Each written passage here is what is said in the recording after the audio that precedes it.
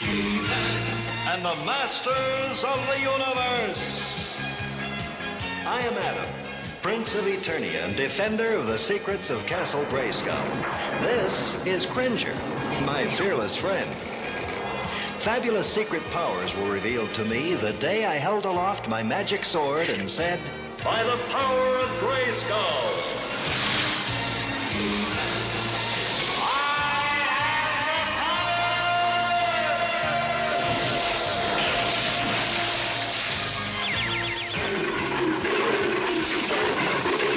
Cringer became the mighty Battle Cat, and I became He-Man, the most powerful man in the universe.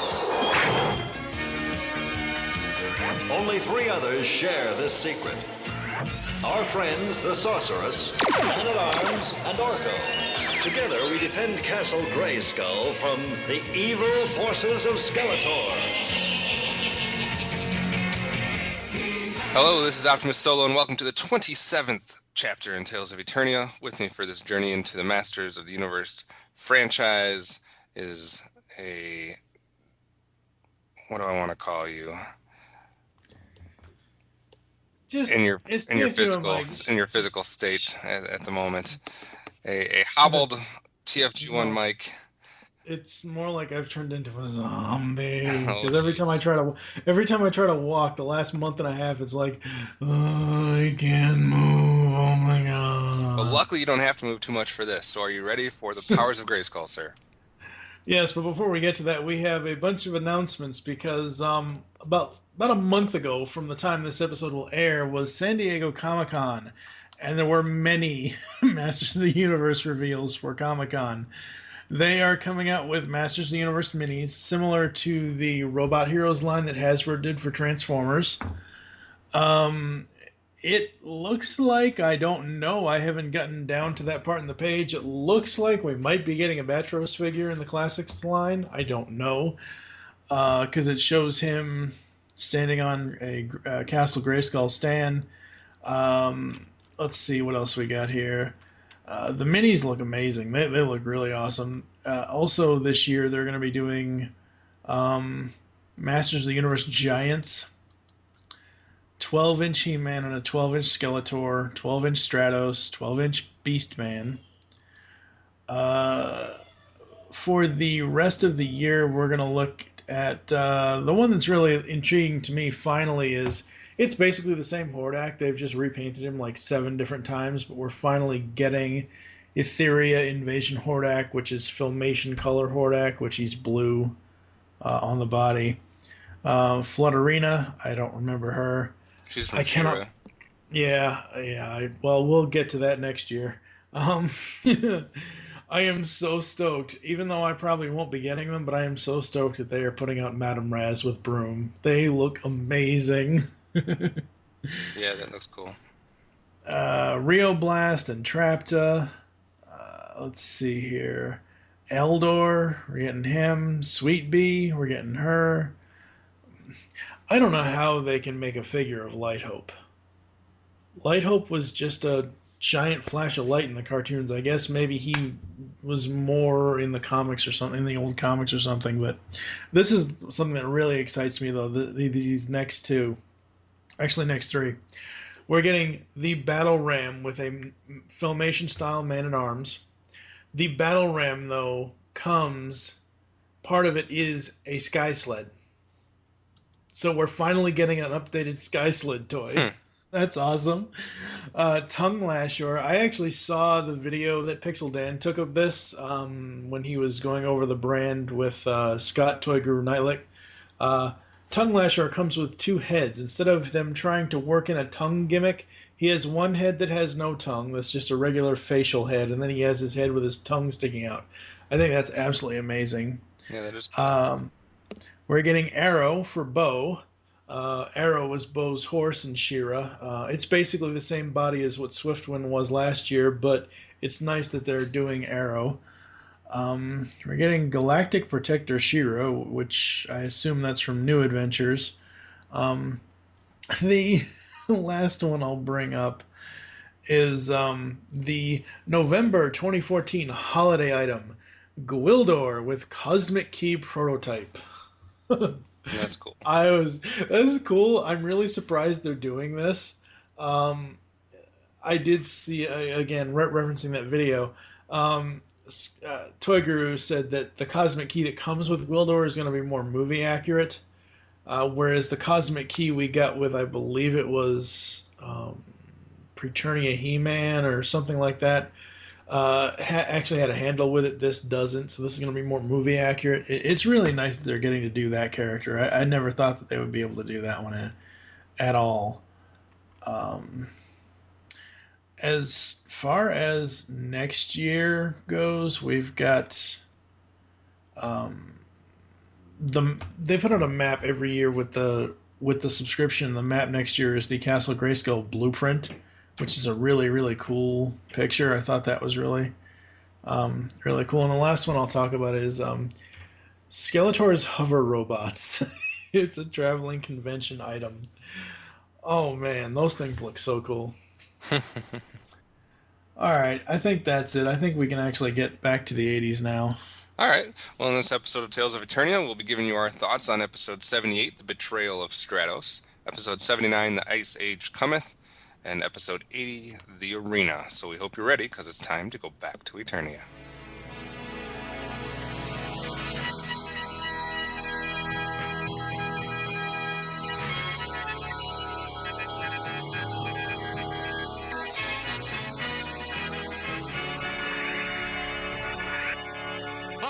Stratos! What are you doing here?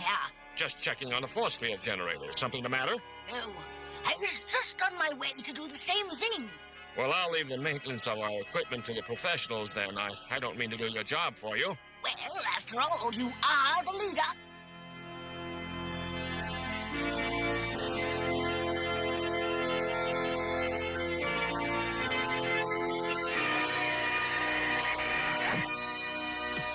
Everything secure? It's quiet as can be out there. No, wait! Skeletor! Is he crazy? Nothing can get through our force shields. Nothing could get through our force shields, but they aren't working. What? The defenses are down? Completely.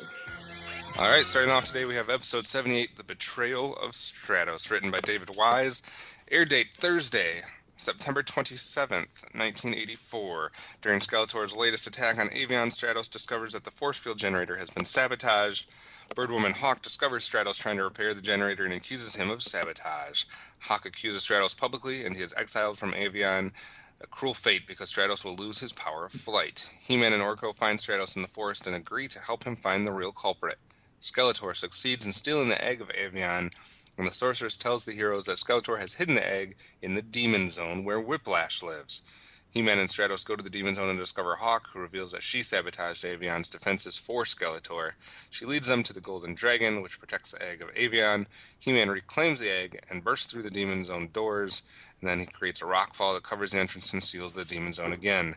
The egg of Avion is returned to its rightful place, and Stratos' status with the bird people is reinstated. The bad guys for this one, we do have Skeletor mainly and Whiplash. This the site I use mentions Beastman, Trapjaw, and Triclops. Do you remember seeing them at all in this episode? They were on the Sky Sleds. Oh, that's right. They were on the Sky Sleds, but they don't really do anything or talk or anything. No. And then the Masters, we have just Adam and He-Man, Orko, the Sorceress, and Stratos. And notable here because this will be Stratos' last speaking role in the series. We will see him again, but he will not speak again. The PSA is He-Man and Orko talking about forgiveness, and Orko's fun facts. Even though he has already appeared in a few episodes, this particular episode treats Whiplash as if this is his debut.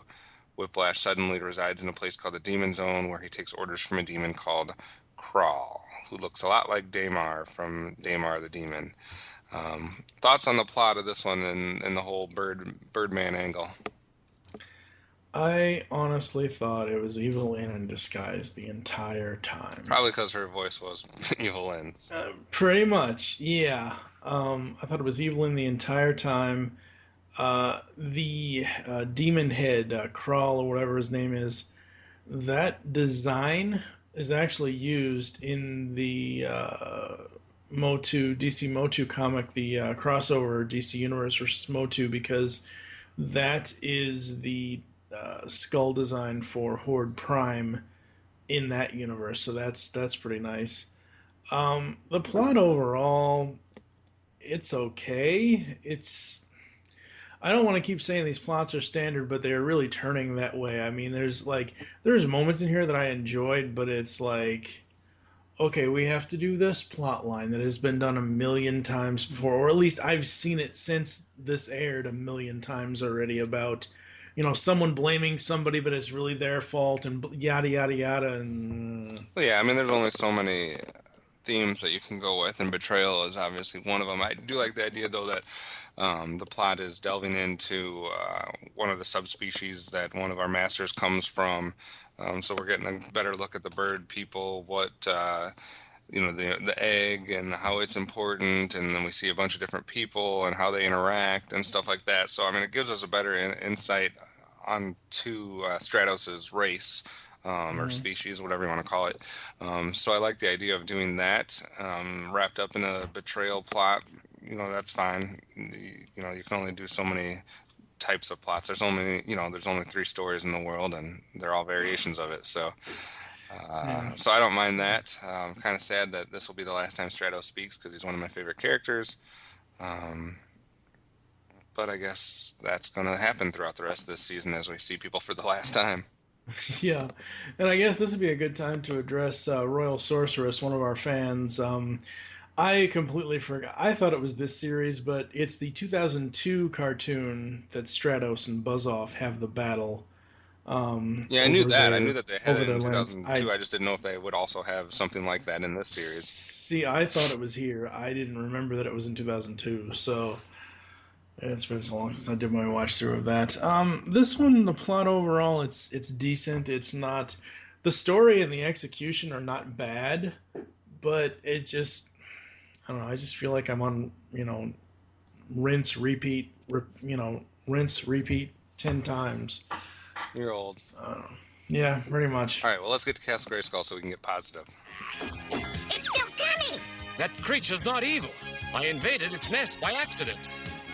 Orko, you know the old saying, honey works better than vinegar? Yeah, but where's the honey? Up there.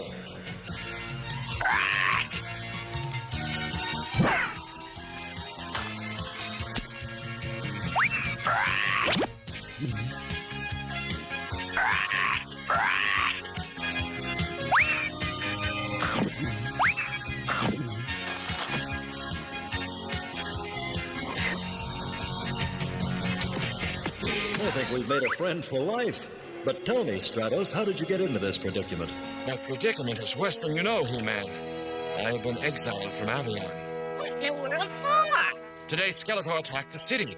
Our defense shield was sabotaged, and I was blamed. Do you know what exile means to a bird person? I will lose the power of flight. Of course. You'll be outside the range of the egg of Avion's power. My only hope of saving my wings is to find the real culprit and restore my good name. But who would have done such a terrible thing in the first place? All right, we are at Castle Grayskull for episode 78, the first time today that we're here, looking at highlights of this episode. I'll go first because I only have a couple that really stood out to me. Like I said, I like seeing the insight into the bird people. I like the whole idea that they have this egg that they kind of, not really idolize or worship, but that gives them their power of flight. So that's very important for them. And then I liked throughout the story when they go down in the demon zone that for once somebody doesn't get through and Orko's left behind.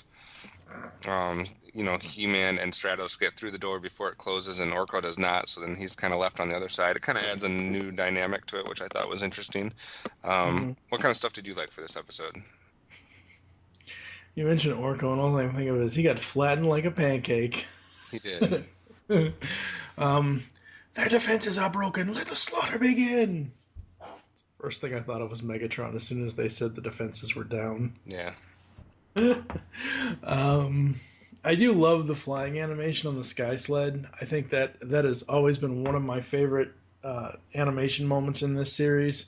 And we haven't seen the Sky Sleds a lot recently. I gotta wonder, though, how can... I think it was in this episode, or it might have been in another one that we're going to talk about today. I saw Man-at-Arms on a sky sled. He never actually sat on the seat. He's like half standing, half crouching. His butt is never actually touching the seat. So I'm like, how can you fly that thing like that and stay on? That's just a little too weird. But anyway, um, as soon as I saw her, I knew something was up. But I just wrote down, there's something not right about that bird woman. Plus, as you said, she sounds like Evelyn. Every time Skeletor laughs, I love his laugh. That's true. And Orko's magic actually worked this time because he was able to trap the demon Right. sort of in the two ends of the log. It's basically a Looney Tunes kind of moment, but I really did dig that. Other than that, that's all I got. All right. Well, then we'll make our way to Snake Mountain.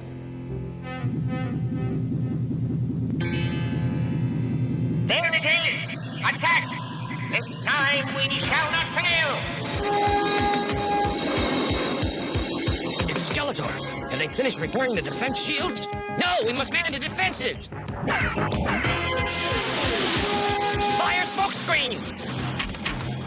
It's not working. Now all our defenses have been sabotaged. Nothing can stop me now! All right, sir, it's your favorite part of any episode when we go to Snake Mountain and get negative. Just kidding. What kind of stuff do you have for this episode that you did not particularly care for? I really, the episode overall, I found to be middle of the road. I liked certain moments in it. I really only disliked one moment in this.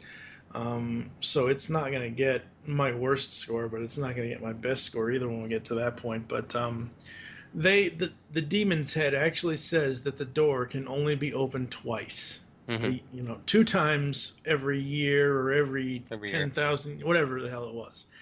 He-Man opens the door to let them in.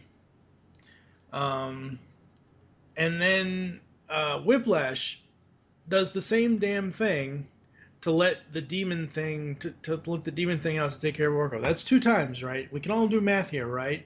And then they smash out of it at the... Technically, even though he is the most powerful man in the universe, He-Man should not have been able to smash out that door at the end because they said it can only be opened 2 times. By choice, but he forced it open because he's He-Man. All right, still didn't like it. That's allowed. Yeah. What else? What about you? No, that's it. That was the only thing I just... Wow. I watched this episode. I watched it, and I'm like, okay, it's just kind of here. You watched it 5 times? No. Hmm. You know what I mean. I did not like Evelyn voicing Hawk. First of all, whether it was a little misleading because you think it's Evelyn, but then it's also very obvious that she's bad. Of some sort, or she's at least going to do something bad. So, I mean, that's kind of It would have been better if they had just a more innocent voice, and that you wouldn't have suspected it as much. Oh, yeah. And then I thought there was two quick resolutions to a couple things. First of all, Whiplash comes in, and he's like, I got a missile that's programmed to hit something. Hit the egg, or hit the... I don't know what it was programmed to hit. Something that they were... of importance, and so he shoots it, and He-Man just catches it and throws it. Like that, it was set up to be like a bad situation, and it's just like, oh no, we're done, we're moving on. And then also with the door at the end, as far as they break through, I think I know how to close this, and it just does a rocks pile up on the door. Those were both very quick, easy. We'll just sew up this little situation with something that really doesn't seem like it should work. I know they don't have a lot of time, but it was very rushed on dealing with 2 situations that seemed like they were legit obstacles for the heroes. We got a missile, and we have, which is very rare in this series to have something like a missile. Especially if it's usually programmed. a ray gun. Yeah, it's usually a ray gun or something to that effect. So someone's shooting a missile that's programmed for something you don't expect to be resolved real quickly, and then they've set this whole thing up that the demons are going to get out if this door is open. You smashed it. You didn't just smash it. I mean, it was completely smashed. There was not you could even bend it together or something like that. It was gone. And then, see, that's what I thought he was going to do. Yeah, and then he just piled some rocks on top of it. I don't know. Those were set up to be bigger obstacles than they ended up being. So that's my only issues with this episode in particular. He-Man won the day by a landslide. Oh, the first bada bing moment of the day for you. Let's get to our awards and ranking ceremony and see what we actually thought about this show. You won't regret this, Stratos. I'd better not. All right, for the first time today, it is time to hand out some hardware. What do you have? Any power swords or havoc staffs to give out for episode 78? Nobody really peeved me off, or nobody really excited me too much. So Today? Nobody peeved you off? Funny. Well, people do it all the time, but not in this episode. Oh, okay. So yeah, no hardware for me. All right, well, I got one of each for you then. I will hit Hawk with a havoc staff because I didn't like that character, didn't like the voice, didn't like that she was obviously going to be bad. So that for that, and for his last and final speaking appearance, and for being able to forgive and do what he needed to do to get back in, I give a power sword to the one and only Stratos. So that's where I go for that. How about an episode ranking? 3 out of 5 Orcos. 3 out of 5. Like I said, it's kind of a middle of the road kind of thing. I liked it. I like seeing Stratos, but it just got too predictable. As soon as she opened her mouth to accuse him, it got predictable, and I knew it was her the entire time. Yeah, I mean that didn't bother me as much. I mean I knew it was her too, but I like seeing the bird people. I like Whiplash being in there, and I like Stratos. So I like any episode that focuses on him in general. So I gave this one a 4 out of 5 for Battle Cats. A little high, but I'm gonna stick with it. So, all right, we started off with a 4 and a 3. We'll see where we go from here with episode 79 next. The weather station is where we control the climate for all of Eternia. And I'm being exiled up there? It's not fair. Well, that's not true, Philip. It's an important post and a good place to learn responsibility. When you see the protective screen around the weather station, pull this lever to deactivate it. Don't pull it until the last second, and release it as soon as you're through the screen. Philip, are you listening? What? Oh, sure.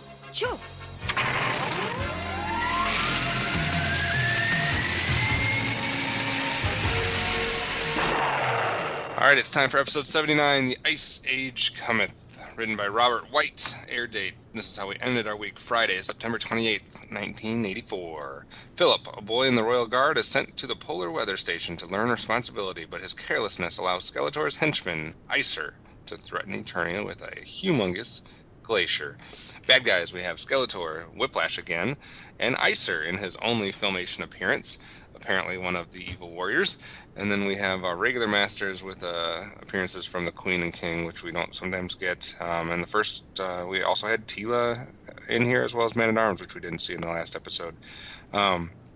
PSA, Adam and Tila visit Philip at the weather station, and he explains what he's learned about taking responsibility for getting the job done. Orko's fun facts: the Philip in this episode is no relation to the other Philip, Mechanek's son, who appears in the episode Search for a Son.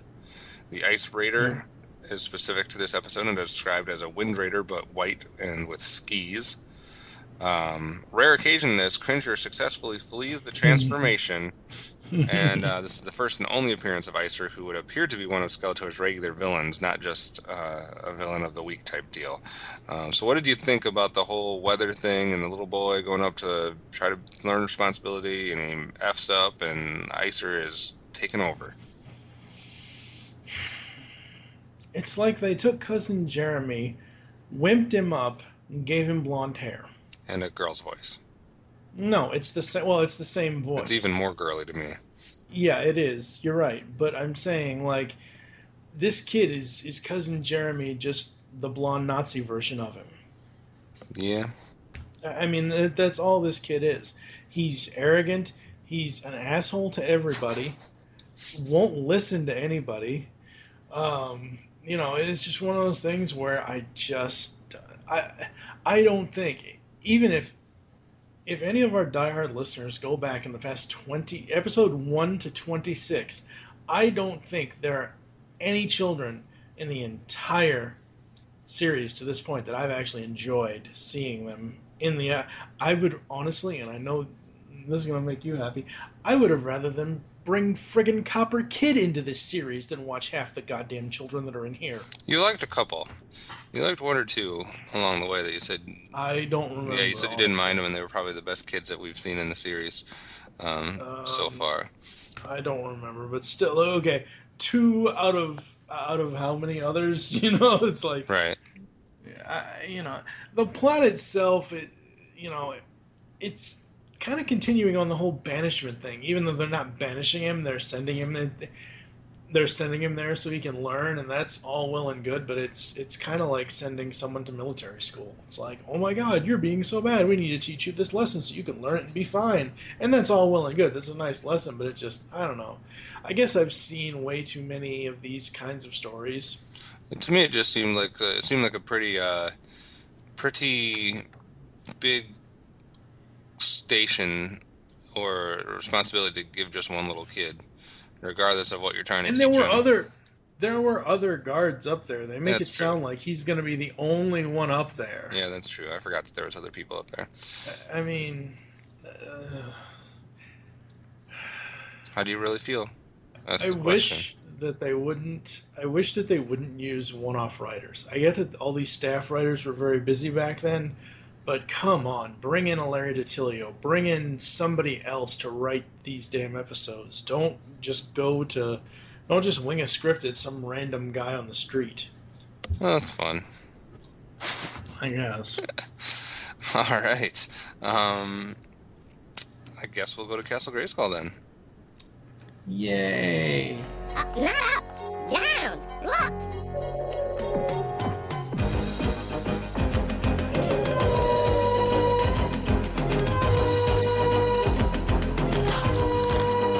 Come on, Cringer, we've got to save Philip.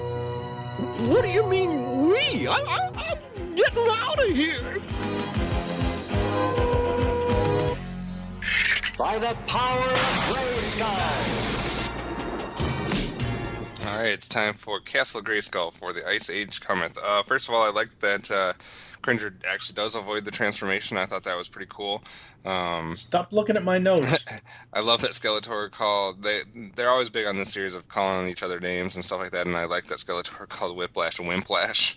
I thought that was a pretty cool one. I think Icer's design was cool enough. I thought he looked pretty cool. I don't know if his voice was as cool, but I guess it was different than the rest of the people. But I thought his design looked decent enough. Also, good designs on the trolls. They look like they belong to this universe. And hey, they had Tila on ice. Unfortunately, they didn't leave her there. They had her all frozen, and they could have left her behind. What do you got? Oh, you already took my line about Cringer escaping the transformation for once. The only time he ever really does. Icer does look great. I love the idea of an ice villain, and I wish he'd become a character that they would have used more. Sadly, he doesn't, because his Ice Age goeth. The Ice Raider, even though it's just a white Wind Raider with skis, it is friggin' awesome. That's a toy that I would love to see done nowadays. Cringer wearing air muffs, now that I want to see. Yeah, I thought the same thing. Since I wasn't sure where to put this because I didn't really have a negative reaction to it, it was kind of like just a chuckle. But since when did He-Man put a patent on a bank shot? Really? Come on now, that's just silly. That's just silly. And finally, Snowball of Doom. Yeah, I mean, there was definitely some highlights in this episode and some moments that stood out a little bit more than some of the episodes that we've seen recently, so got that going for it. But there's also its drawbacks, so let's get to what those are at Snake Mountain. They should call you Wimplash. Just give me another chance to get my claws on that Ice Raider. Quiet, or I'll turn you into a suitcase. I agree with you, Tila. Philip has to learn to accept responsibility. I'm going to transfer you, Philip, up to the top of the world to help guard the weather station. But that's for losers. I don't want to go. They're playing right into my hands. He'll have to use the Ice Raider. Icer, where are you? All right, sir, what negative things do you have about the Iceman? I wasn't sure where this episode was going in the beginning, and as soon as I saw him, I wrote it down, because it's 2 in a row. All caps.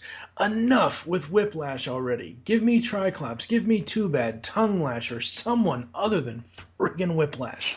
And thankfully they did that with Icer, but it's like, we just saw an entire episode with Whiplash. Do we really need him again?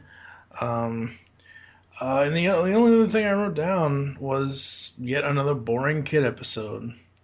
And as I already stated, this kid sounds like a whinier version of Cousin Jeremy. Yeah, he was definitely annoying. That's not a bank shot. Well, so the patented bank shot, and then he threw a snowball that hit nothing, except for its target. It hit where the trolls were. Yeah, but a bank shot is supposed to bounce off something else and then hit your target. Oh, so hook shot is what he was looking for. Philip, cross that off on the names to use for your future kid, because that name has been destroyed by this series. I guess my only problem with Icer is he looked cool and everything, but is that really the only name they could come up with this guy? Like, I feel like Icer was kind of a cop-out of coming up for a name. Like, I can't come up with anything creative for this guy. We're just going to call him Icer. Again, that's why I say enough with these individual, freelance writers writing these damn episodes. Yeah. So yeah, that's just my only minor nitpicks. The bank shot, Philip, and the name of Philip and the name of Icer. I guess I have problems with names in this episode. Let's go to see what kind of stuff. See if you actually have something to hand out at this next award ceremony. Oh, you know it. What I hand out to every child. That is one slip too many for you. Something wrong at the weather station. Look at the size of that glacier. It's getting larger every hour. And coming toward us. You'll have to fly up there and see what's wrong, Tila. She can't. Whatever has caused this weather has filled the atmosphere with negative ions. There's no communication and nothing can fly. In that case, I'll go check out the attack track. You don't have to go with me, Adam. Good, it's cold up there. Then you'd better pack your earmuffs, Cringer. We're leaving right away. All right, before Mike gets himself in trouble with what he likes to do to kids. No, wait a second. I didn't go that far. I will actually join him we can both. I'm trying to find a way to say this now that doesn't sound You can't say it now. You can't say it now. We both have to double team on Philip. We're both going to havoc staff Philip up the you-know-what. Oh, my God. Skeletor needs to take this kid, bend him over his knee, and smack him 20 times with this havoc staff. Yeah, havoc staffs multiple times for Philip until he no longer speaks like a girl and isn't such a... I'm not going to say that. Anyway, what kind of episode rating are you giving this one? 1 out of 5 Orcos. Wow, down to the 1. Yep. I'm somewhat with you. I'm giving this one 2.5. Battle Cats. I like Icer, I like that idea, but other than that, besides a few funny moments, there really wasn't much about this episode that was to write home about. No. So I could do without this one, outside of Icer. Yep. All right, let's see how we end this episode then as we go to episode 80. You travel quickly? At the speed of light. I see. Well, perhaps you could travel a little slower and we'll prepare for your visit later this evening. As you wish. Duncan, could you give Om the coordinates to the palace and prepare a landing site for him? Certainly, Your Majesty. I go to prepare for your visit, my new friend. It is time for episode 80, The Arena, written by Warren Greenwood, air date Monday, October 1st, 1984. During a terrible war between good and evil, a powerful alien intervenes and forces He-Man and Skeletor to fight in place of their armies. So we have Skeletor on one hand, and then we have all the masters, including some cameos from Stratos and Ram-Man, even though they don't speak. And the PSA is all about Man-at-Arms explaining the importance of compassion for others and the uselessness of fighting. Orko's fun facts. Sadly, this episode is storyboard artist Warren Greenwood's only script in the entire series. He was the first storyboard artist to write a script in the series and was shortly followed by Robert Lamb and Bob Forward, all turning in wonderfully memorable scripts, according to this. Am is voiced by John Irwin, giving the wise being a very similar voice to that of the Oracle from Tila's Quest. And this episode features the longest fight sequence the series has ever seen. What did you think about the armies battling each other, then He-Man and Skeletor battling each other, this alien presence overlooking things? What did you think about the plot for the arena? We actually see the Eternian War. Like, okay, sure, Transformers the movie could technically be considered part of the war between the Autobots and the Decepticons. It's one of the bigger battles. But you always hear, oh, before the war, oh, after the war, blah, blah, blah, blah, blah. Here, we actually see the war between Eternia and Snake Mountain, and that is amazing. I think that's really, really great. I can't believe, I don't know if it's the way the story is written, but I cannot believe that Randor is so open and trusting to this alien being. That led to some little hiccups in the plot, too, that I thought. Yeah. Overall, it was probably the best episode out of what we're talking about today. I did really enjoy it. We finally really get to see a knockdown, drag-out battle of He-Man and Skeletor, even though they really don't do anything to each other. I mean, Skeletor is just standing there and blasting him and creating this giant spider, and He-Man's just fending off the blast with his sword. I mean, not that I expect in this series He-Man and Skeletor to go sword-staff fight, but it's like it'd be nice to see them actually in hand-to-hand combat, because this was anything but hand-to-hand combat. Yeah. I enjoy the whole battle thing. I enjoyed that we've, for the first time in a long time, kind of get this whole drawn-out battle with everybody and then with the two people. So that was kind of a cool premise. I guess it's cool that we have another alien of some sort contact, but I don't know. It's always the ball of light or something like that. Yeah, and see, that's the other thing that, I'm sorry to cut you off, but that's the other thing that kind of pisses me off about this episode as I'm thinking about it. This is the first alien being that they've seen in 79 other episodes. That's horse crap, because they've gone off world. I've seen them go to a different planet at least one time in the past. Well, I think it was more so about the first being that they come across that they didn't already know existed, I guess. Because they know Trala exists, and they know like a couple of these other places exist, or that people have been banished to this place or that place, but they've never had contact with like just a completely foreign entity that they have no knowledge about, I guess. So it's the first like unknown experience. Okay, and I can get behind that, with the exception of the fact that technically all these other planets and dimensions are not of Eternia, so they are alien to the Eternians. Right, alien but known. Yeah, I guess is the qualification there. Yeah, I guess. All right, well, let's see what kind of things that you liked about the arena.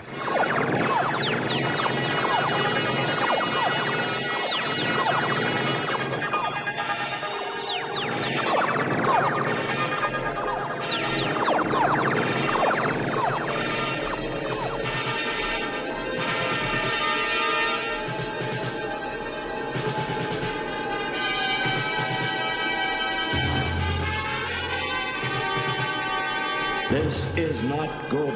I cannot allow this to take place. It is wasteful. It is wrong. There will be too much needless suffering.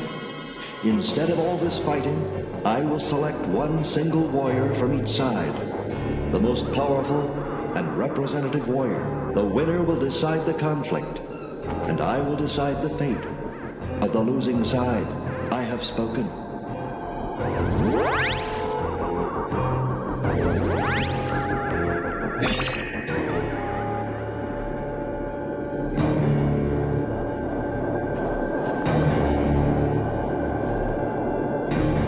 These will be the champions.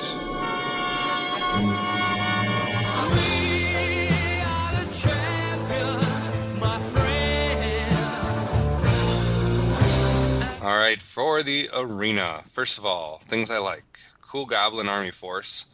I thought that was kind of a cool idea to bring this like actual militaristic type species that has everything kind of set up, so it's not just the evil warriors acting like an army; it's an actual army. That was a cool thing.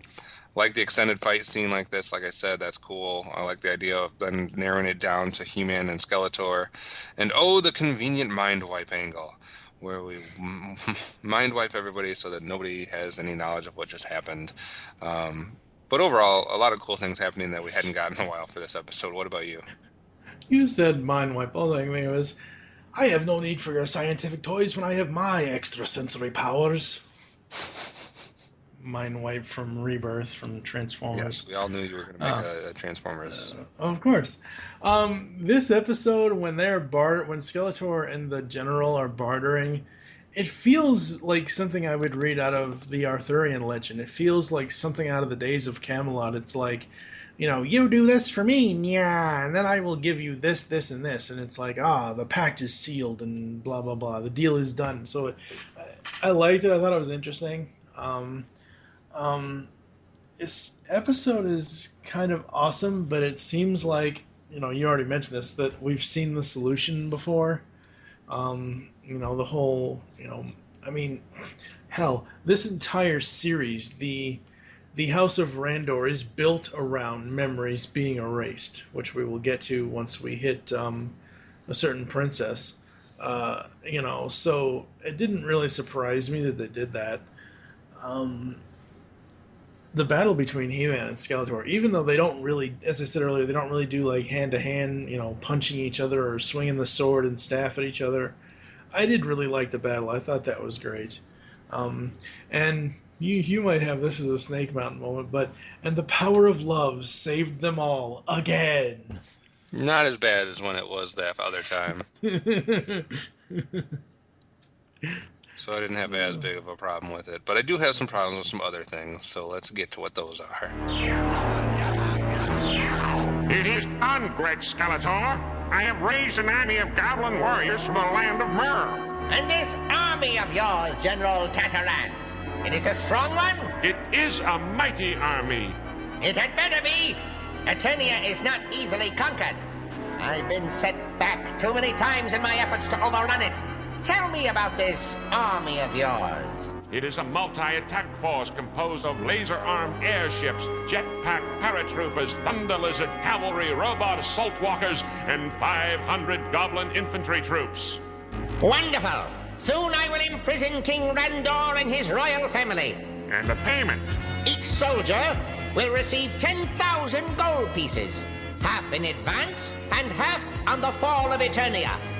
And you, Tataran, will rule as governor of Eternia in my name. All right. Some bad things about the arena. First of all, speaking to aliens using microphones. That's how you speak to that alien entity. Use this microphone and speak into that. That just seemed weird to me. I don't know why, but it seemed weird. And then not just talking to the aliens using the microphone, but then we cut away and we cut back, and Randor is actually telling the alien through the microphone the secrets of Castle Grayskull. Yeah, that was pretty bad. You just met this alien thing, and now you're telling him some of the most important things about your culture and your way of life. Not smart. So Randor, I don't know if you're the king that I want ruling over my people. And and He-Man's obviously both being voiced by John Irwin, but they're so similar that the scenes where and He-Man are actually talking to each other are very weird. There's a few times where it confuses you if you're not like paying real close attention to like what's going on there, because their voices are basically the same. So I don't know if they should have used those two, given those two as many scenes where they're just specifically talking right and back and forth to each other. Right. Yeah. What about you? I just kind of sat through this episode and watched it. I mean, I wrote down the good moments that I liked, but there really weren't. Usually when I find bad moments, it's something to do with, some stupid thing Tila did, or some stupid thing Orko did, or some stupid thing He-Man did, or Skeletor did, or something like that. But I really didn't find too many in here at all. So I honestly don't have any. Wow. This time around. Yeah, I know, right? Interesting. Shocking, ain't it? Yeah. All right. Well, I guess if that's it, then we'll see how we actually thought about this episode and how it ranks against the ones that we've already talked about today. It's him! It's He's here!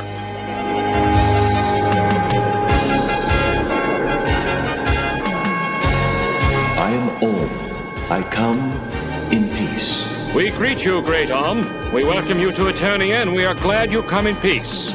We have much to learn from each other. I see that one of your rank is different. Who is the little creature? Little creature? I happen to be one of the greatest magicians of the land of Trala. I see. How fascinating. Tell me about this Trala.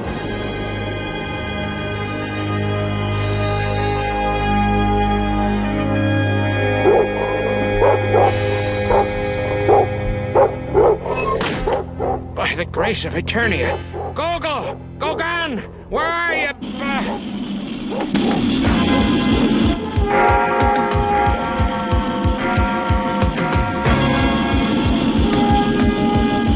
We're under attack! Flee to the palace! Run for safety! All right, sir. What kind of hardware do you have to give out for the arena? This might be a first. I'm going to give a power sword to the entire battle. The battle scene was just awesome, and I will give one each for He-Man and Skeletor for their own separate battle.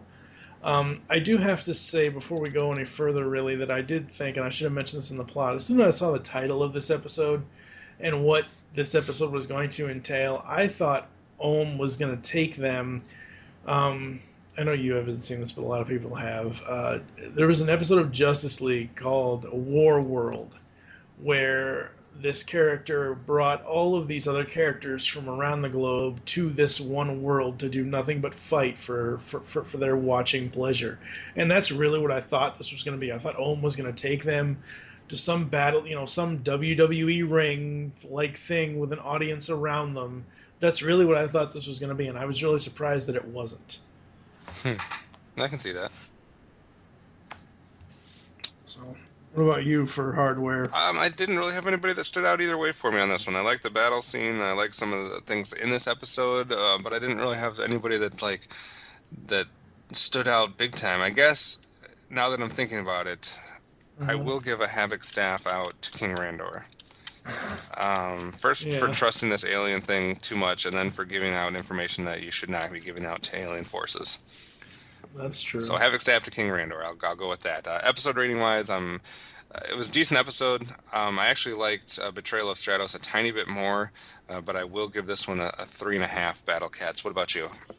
I'm going to give it a 4. I really like the action in it. I like the battle scene itself. I like the battle between He-Man and Skeletor. I'm only really taking 1 point off for Randor's stupidity. Yeah, that makes sense. So a 3.5 and a 4 for this one, making it one of the better episodes today. 4 and 3 for Betrayal of Stratos, and obviously we didn't necessarily like the Ice Age Cometh with the 2.5 and a 1. So that does it for today. We're going to take a break, and we'll be right back. Today, Stratos of Avion learned the true value of forgiveness.